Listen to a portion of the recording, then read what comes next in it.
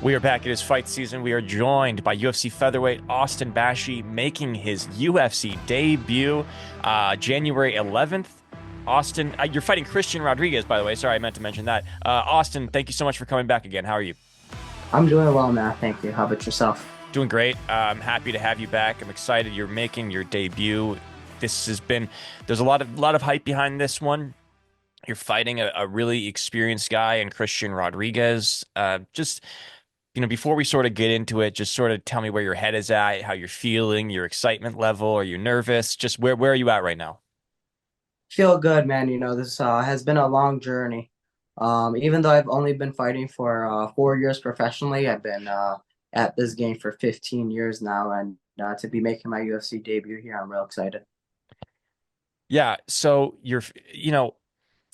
there was hype going into the Contender Series. A lot of people, you were one of the most highly touted prospects on that show on this most recent season.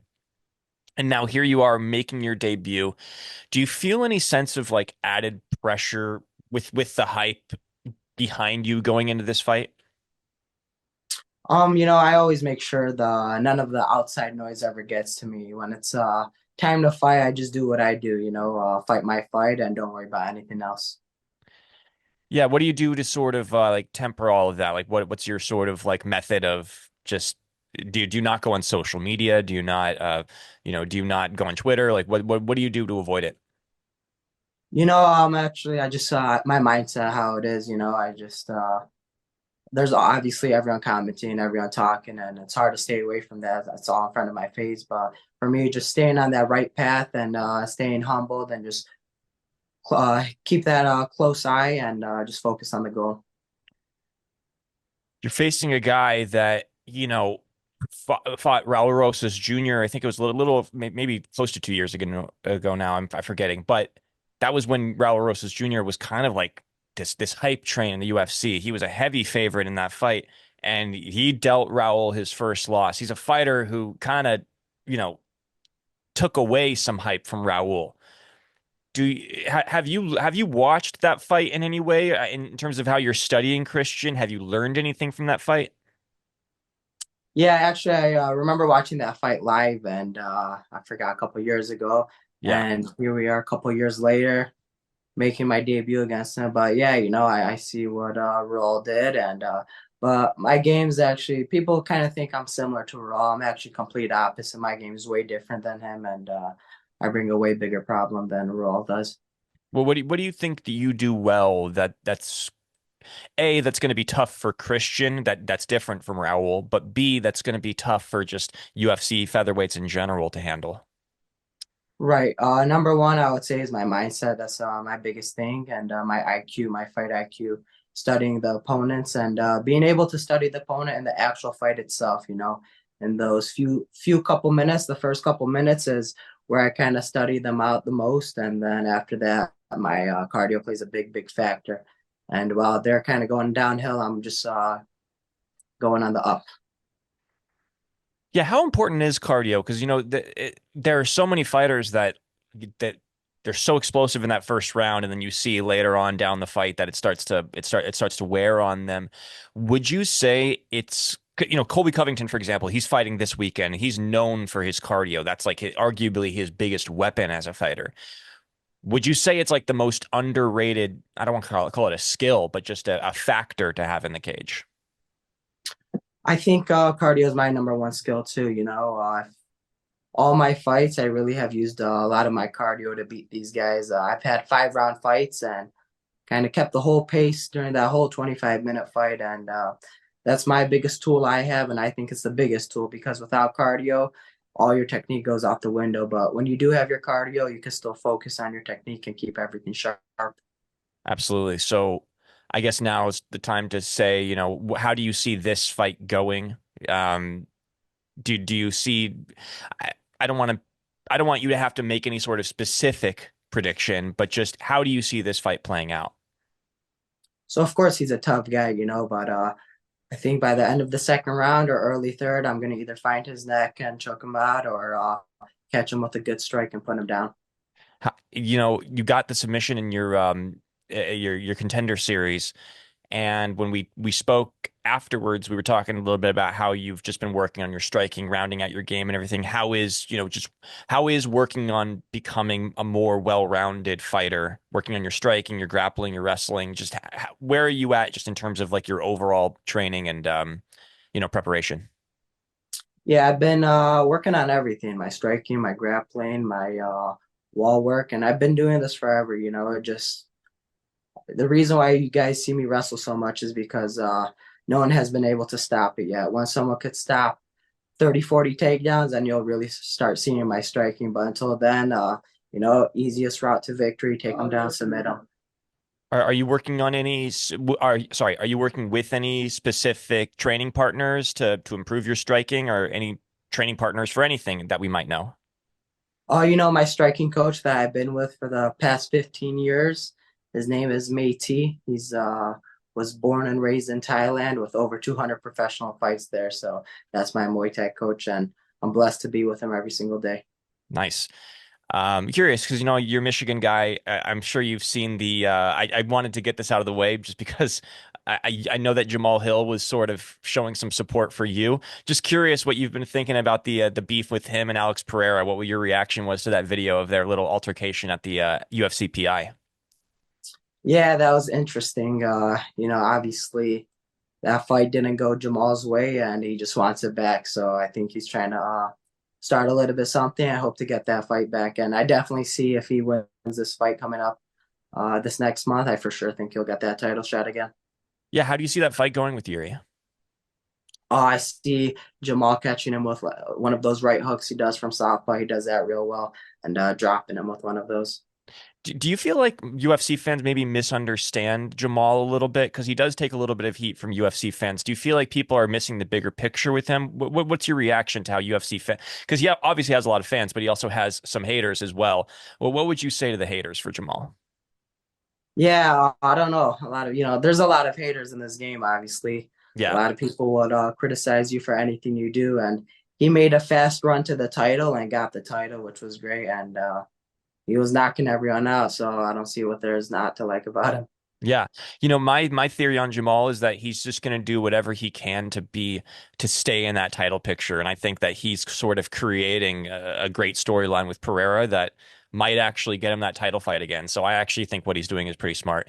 Um, so last time I spoke to you, we were talking about the Topuria versus Holloway fight. You predicted that Topuria would win, and it kind of went exactly how you predicted it would go.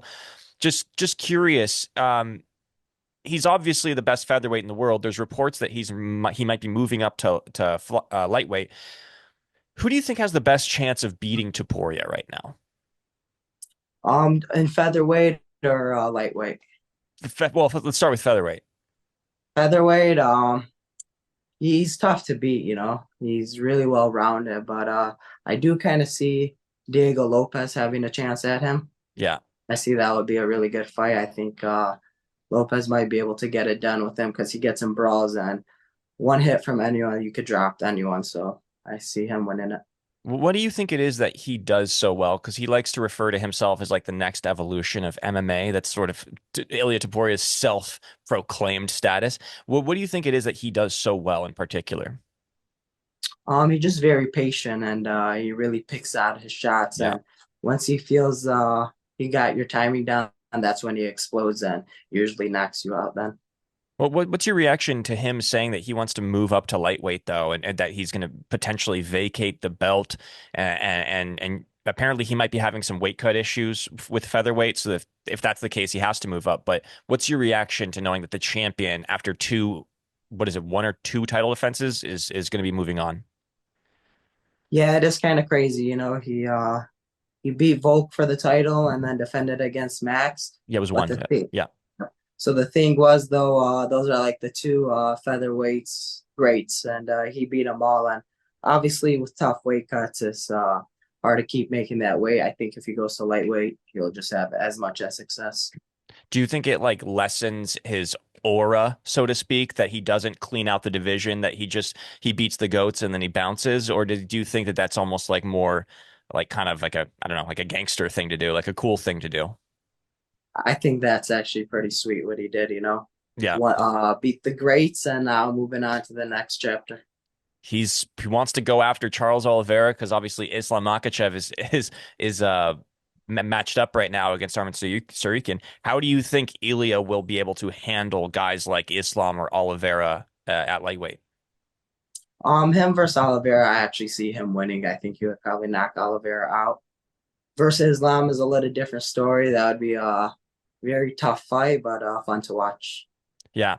Um, Curious, what did you think about the Aljo versus Evloev fight at UFC 310? That was the big featherweight fight at that event. There was some controversy with the judging on that card. Just curious how you saw the judging in that fight. Do you think that they got it right? Honestly, it was super close fight. I could have seen it going either way.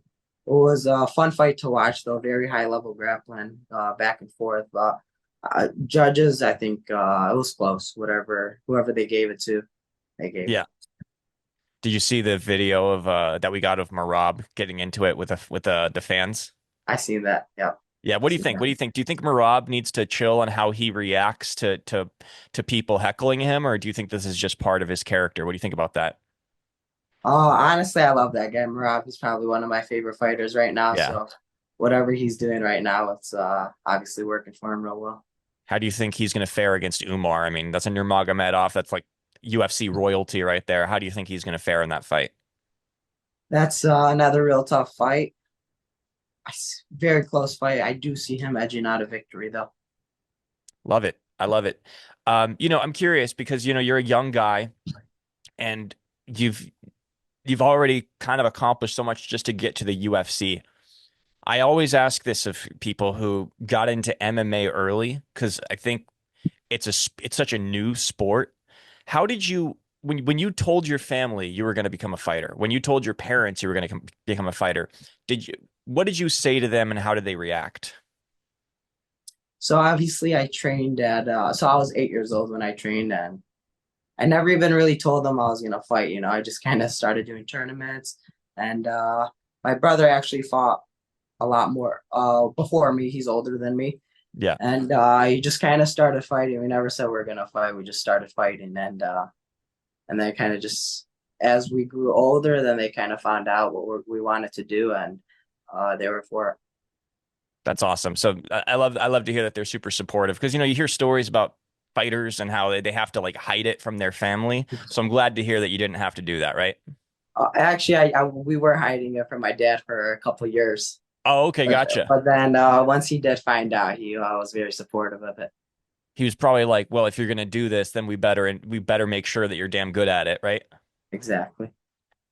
Love it, man. Well, Austin Bashi, you are making your UFC debut Saturday, January 11th. I'll give the floor to you. Any people you want to promote, any shout outs you want to do before we get out of here? Yeah. Thank you to all my fans who continue to support me, and thank you to all my new fans as well, and to all my sponsors. And then just you can find me on Instagram at Austin Bashi. Love it. Austin, thank you so much, man. I appreciate it. I'll be rooting for you. January 11th against Christian Rodriguez, UFC Apex. You're on the Dern versus Ribas card. So good luck, man. Let's catch Thank up you. again, okay? Thank you. Have a good day. Yeah, you too.